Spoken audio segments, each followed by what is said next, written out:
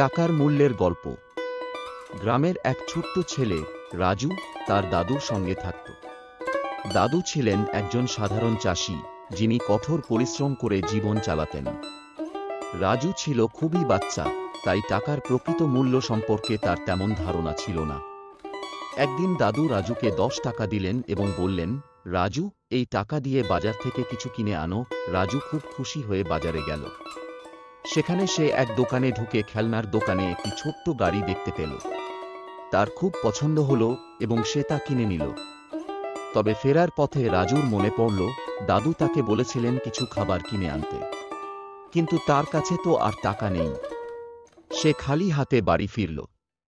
দাদু তাকে দেখে জিজ্ঞাসা করলেন, রাজু, কিছু আনোনি কেন? রাজু লজ্জিত হয়ে বলল, দাদু, আমি খেলনার গাড়ি কিনে ফেলেছি। দাদু মৃদু হেসে বললেন, রাজু, টাকা এমন একটা জিনিস যা খুব যত্ন করে ব্যয় করতে হয়। এটা আমাদের পরিশ্রমের ফল। যেটা আমাদের জন্য প্রয়োজনীয় সেটা আগে কিনতে হবে। খেলনা গুরুত্বপূর্ণ হতে পারে, কিন্তু খাবার অনেক বেশি প্রয়োজনীয়। এরপর দাদু রাজুকে নিয়ে আবার বাজারে গেলেন। এবার রাজু খাবার কিনল এবং বাড়ি ফিরে দাদুর সঙ্গে তা ভাগাভাগি করে খেল। সেই দিন থেকে রাজু শিখল যে টাকা খরচ করার আগে ভালোভাবে চিন্তা করা জরুরি। গল্পের শিক্ষা: টাকার মূল্য বোঝা এবং সঠিকভাবে ব্যয় করা জীবনের একটি গুরুত্বপূর্ণ দক্ষতা।